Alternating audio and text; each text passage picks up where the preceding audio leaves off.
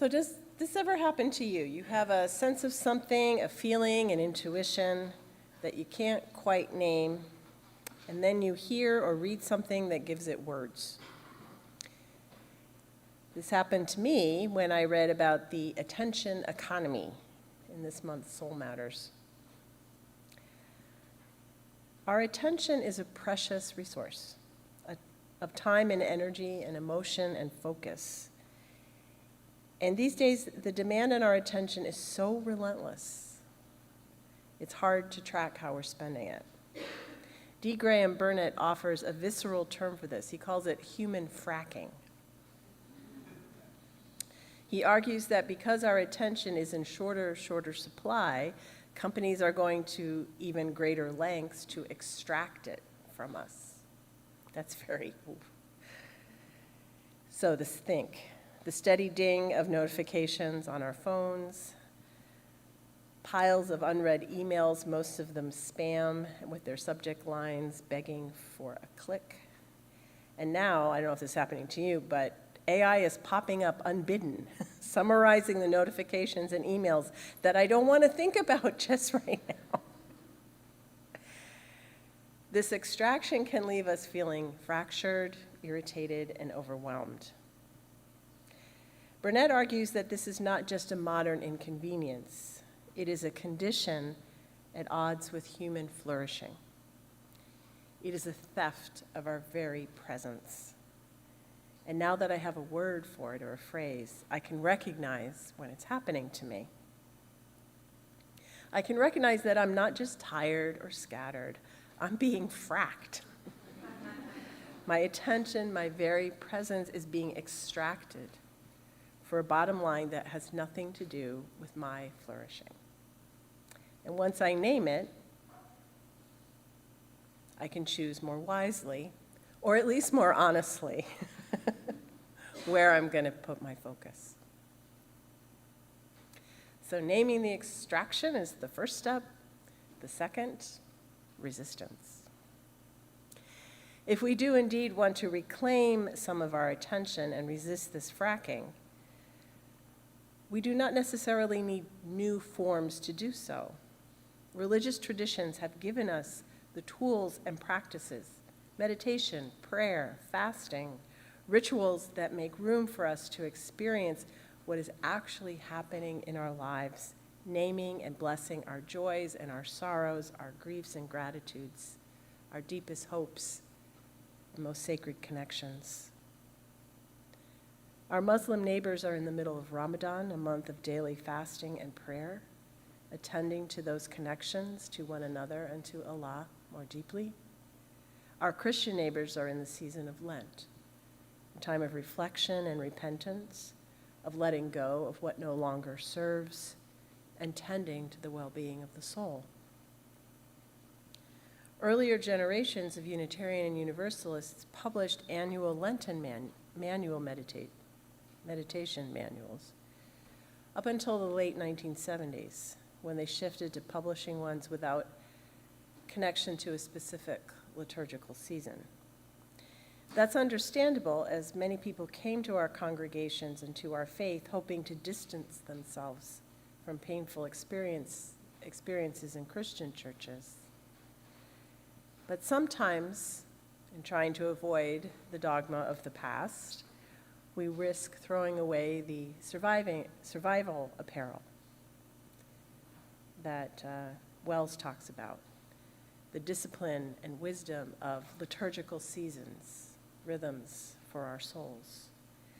Whether we see Easter as a celebration of spring or the resurrection of Jesus, the embodiment of God's love from the depth of despair, the dawn only carries weight if we have sat through the vigil in the dark. Lent, which comes from the Anglo-Saxon word Lengten, meaning spring, is the season of life renewing itself in ways we cannot yet see clearly, if at all. Seeds lie beneath frozen ground, sap rises in the trees not yet in bud, birdsong is in the air in snippets, in the early morning as harbingers of spring return. And hopefully in a few weeks, the peepers will join in, my favorite. Lent also speaks to the season before resurrection, when our hearts may feel heavy with grief and loss or despair or fear, when we can't imagine a way forward, a time when the world as we know it is ending, and we struggle to imagine a future rising from the rubble. As Clark Dewey Wells wrote, Lent gives these dyings and becomings a voice, wisdom, and companionship, and a story and a heritage larger than the isolation of our unconnected selves.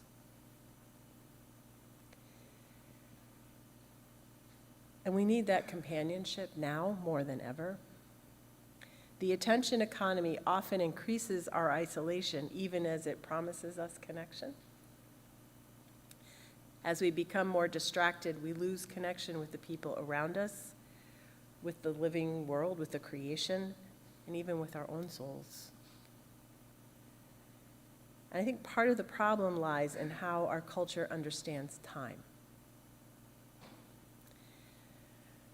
We tend to live in what the ancient Greeks called chronos, chronological time, the time of clocks and calendars, daylight savings, deadlines and inboxes. It's linear time that has us only looking ahead to what is next. It's like an arrow moving us forward.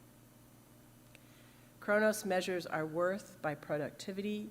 What can we produce? What can we accomplish? And how efficiently can we do it in the time we have? This kind of time does give structure to our lives, but when it dominates everything, it turns time into a commodity. And in our culture, busyness has become a badge of honor. The less time we have, the more successful we must be. But as spiritual teacher Wayne Muller warns, this constant busyness is actually a form of violence. We make war on our own bodies, pushing them beyond their limits. We make war on our spirits, too preoccupied to hear the quiet voices that nourish us. We make war on our communities, too guarded to practice generosity. And we make war on the earth because we do not take the time to simply place our feet on the ground and give thanks. But there is another kind of time we can inhabit. Kairos time. Kairos time is sacred time in the Greek, time out of time. It's the moment when we lose ourselves in deep connection or meeting, when something opens or shifts or transforms us. Rather than time as this arrow shooting us forward, Kairos is time moving in a spiral, returning and renewing and reconnecting across seasons, across generations, across time itself.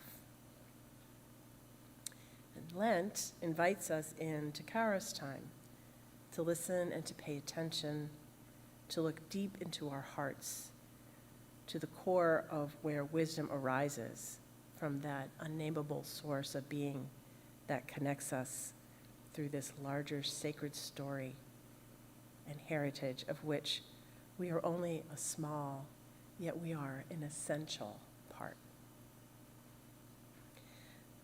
Last Sunday evening, I offered a Lenten healing service, and a small circle of us gathered to consider Jan Richardson's description of Lent as a pilgrimage through the terrain of our own souls.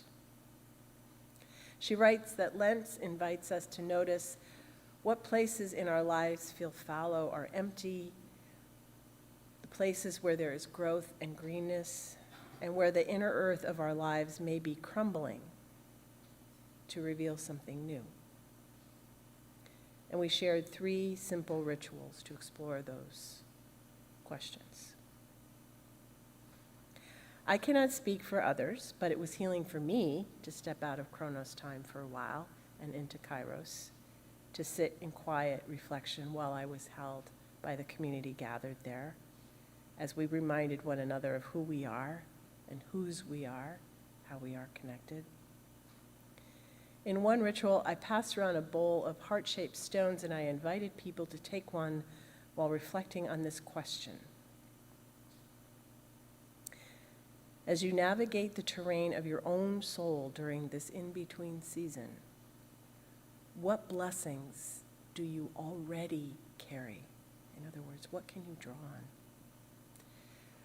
When the bowl came to me, I took the stone and I shared a brief story. Recently, I received a copy from the Polish National Archives of an interview my grandmother gave about her experiences during the war. I gave it to my mother, as it is her story as well, and because I can't read Polish, I had to ask her to read it. My mom told me that reading it reconnected with her mother in a way that she hadn't experienced in a long time.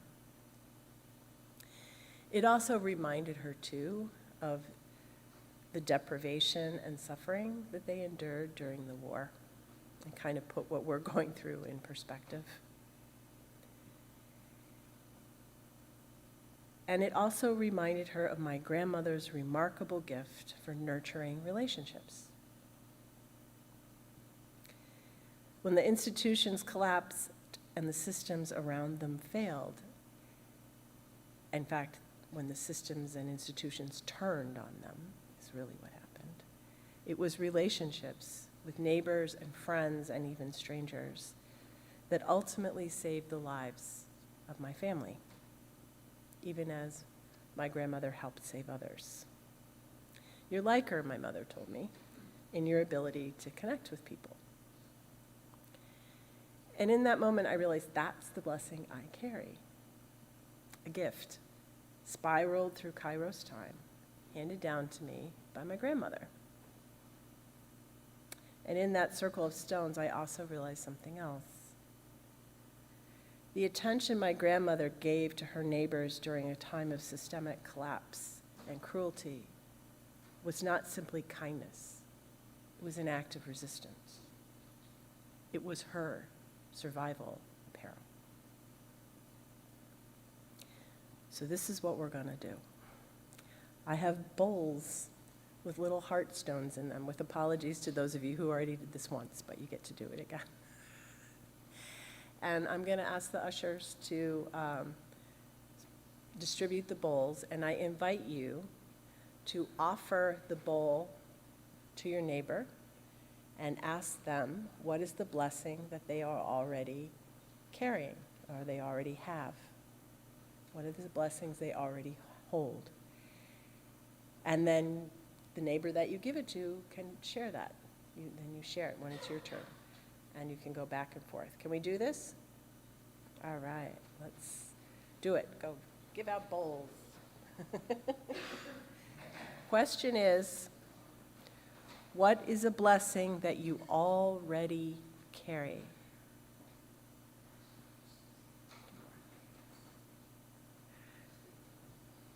So ask your neighbor so that they can tell you, and then you can tell them.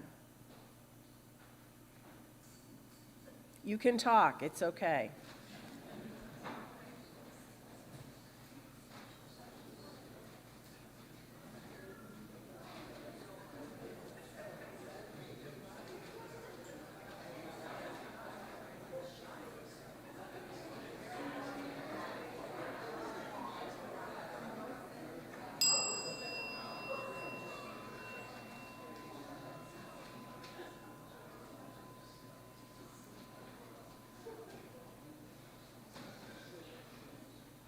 Should have said to the folks at home to write in the chat, so I hope you did.